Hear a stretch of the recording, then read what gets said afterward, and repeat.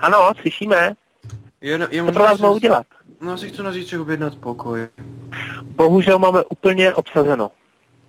To si snad ze mě děláte srandu. Bohužel. Tak ježišmarja, jak to? Když to se mi stalo u vás poprvé. No, to poprvé se nestalo, ale opravdu jsme úplně plně obsazeni. Není možný ani jeden pokoj zítra. Tak tohle mě fakt vytočilo. Sakra, už nemám na jaký hotel, váš hotel je nejlepší.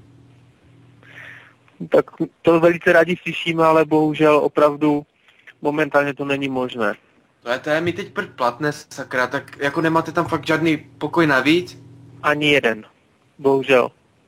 A to když nikdo nepřijde zítra? Tak pokud někdo nepřijede, tak potom ten pokoj se uvolní, ale to vám bohužel teď nemůžu slíbit.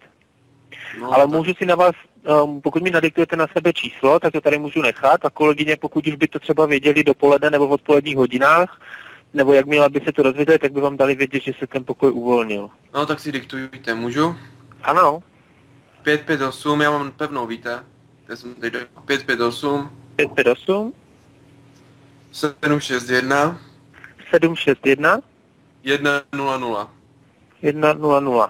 A poprosím vás ještě o jméno. Ach jo, Antonín. Ano. Hřebík. Dobře. Dobře, takže pokud se něco uvolní, tak vám kolegyně zítra určitě dají vědět přes den. A na kolik nocí by to bylo? Na jednu, jako na přespaně, ale to fakt potřebuji, jako vy jste mi pak naštval. Tak já bohužel to neovlivním, pane. Tak co mám dělat, no? Tak jedině potom musíte chvilinku počkat, než to kolegyně budou vědět. Do zítřka, anebo potom zkusit nějaký jiný hotel. No já si počkám do zítřka. Já nikam toho nebudu. Dobře. Tak snad to vyjde a snad se zítra uvidíme. Jo, no nazdar. Naschranou.